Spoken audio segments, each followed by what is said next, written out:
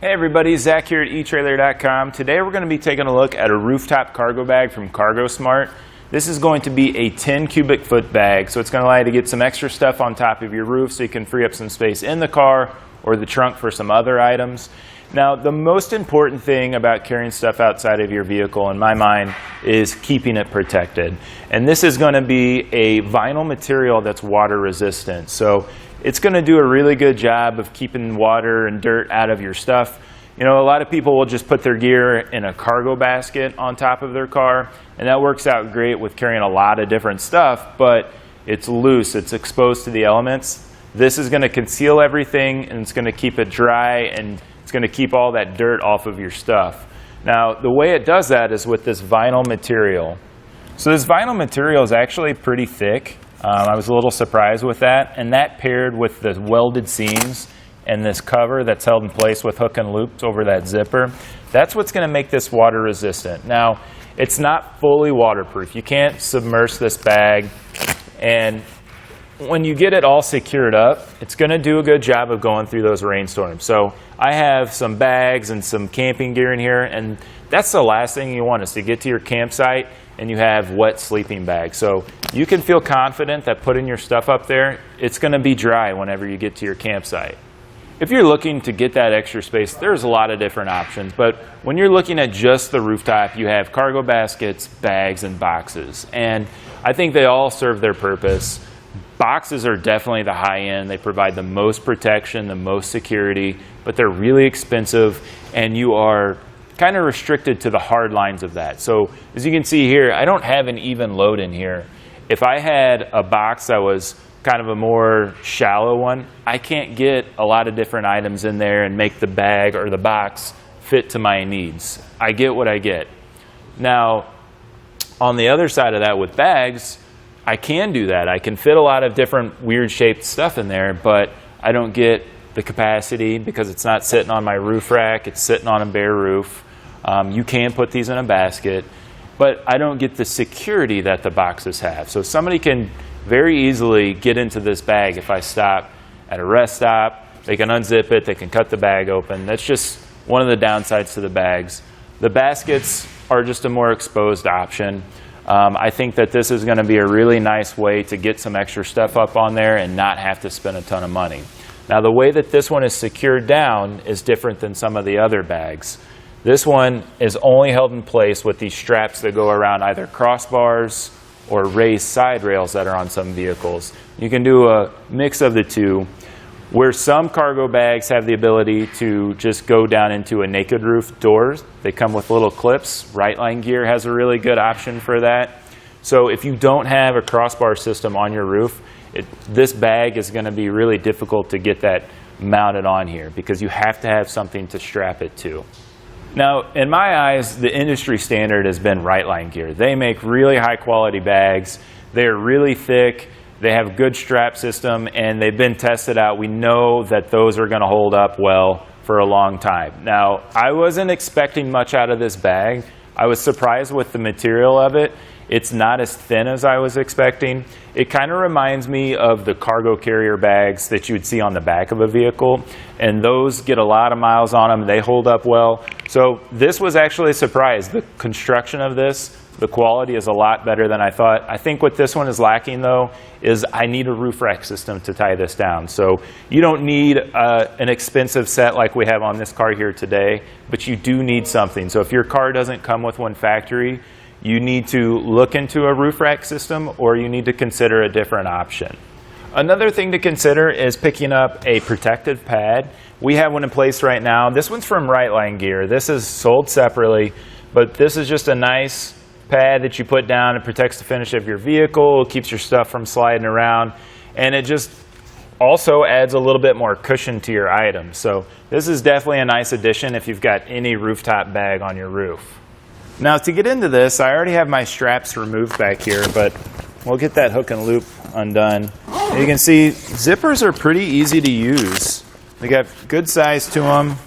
They get around the corners pretty easily. I think this is a nice sturdy material, but it's not so rigid that it's hard to get this zipped up and unzipped.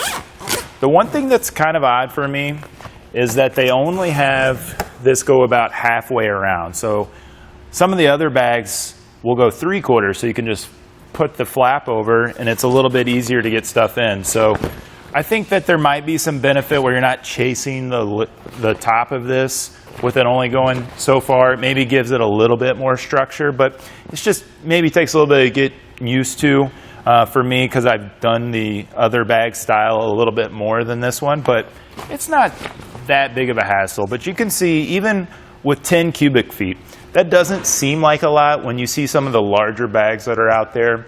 But I'm able to get 2 carry-on bags up here. I have a duffel bag, I have a hiking pack, and I have 4 sleeping bags. So that is quite a bit of stuff. Could still fit more in there. If you think about it, 10 cubic feet versus some of the larger bags, your roof has a capacity to it. So you can only put so much weight up there anyway. So I think that this is a good sized bag. It's going to free up a lot of space, whether it's a sedan or an SUV. And it's going to give you some good capacity to carry other stuff in your car, so it's not as crowded inside. So before we get this put in place, here's a good shot of that mat we were talking about. This is just going to do a good job of holding this in place a little bit better, but it's also going to add a little bit of padding, and it's also going to protect the finish of the vehicle. Now when we put this in place, we want to make sure that the section that's at the front of the vehicle doesn't have the zippered section. So with this only being about halfway around on where that opens up, I'm going to have it open up to the passenger side. So those logos should be in the front and the back. We can get this put in place. And you can see my crossbar spread is a little bit small for the size of this bag. But I think what I'm going to do is I'm going to see if I can have it sitting on top just a little bit. And then that still provides us that tie down point. Now when it comes to running our straps, it all depends on the setup of your roof. So with this one, we had the 2 crossbars on a naked roof. So I don't have that raised side rail to attach to. So I think probably the best way of going about this is taking 2 straps on the driver's side and 2 straps on the passenger side. And we'll just run them through this from front to back, both of them. So I'll just mock it up right away because we need to get our items loaded up first. But what I'm going to do is take the strap and run it through the loop.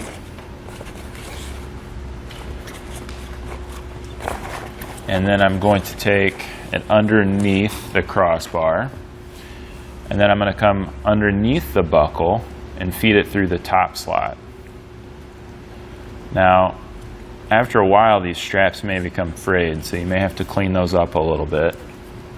So then once you get it through that top one, we'll bring it back from the top and go through the bottom one. We'll get a tight fit there. And we may need to make some adjustments later once we get all of our items loaded up. But then what I'll do is I'll just have it go over the top, and I'll run a second one the same way. But let's get our items loaded up first before we start putting all these straps in place. We can get this unzipped and get the lid of this opened up. And you can see the crossbars might create an issue with being able to use this all the way with this setup. And I think that's where the style of not being able to buckle it into a naked roof maybe is an issue. I think that's where this one really shines, is with the raised side rails where we can adjust our crossbars. It still works with this setup, it's just not going to be as good as the other setup. So I'm going to start with a couple carry-on suitcases. We want to make sure that we're spreading out the weight of our load properly. And we don't want to put anything too heavy on glass as well. You do want to make sure that you're staying within your weight limits of your roof. I don't have much loaded in here today. We're just using them for size purposes. And this right here is the issue I have with the top of this not being able to open up all the way. It kind of stays over on itself. And I think I'm going to flip these up to provide a little bit more room so they fit in here.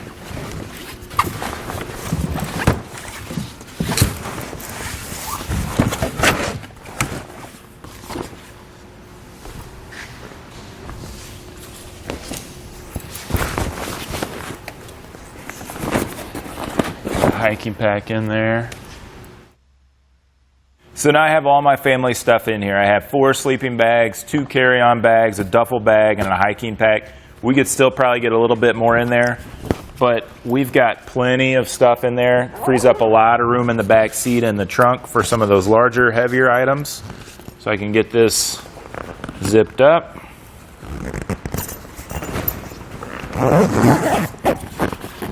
See, there was the thing. The benefit of this over a box is we can kind of conform around it to get some of those taller items in there.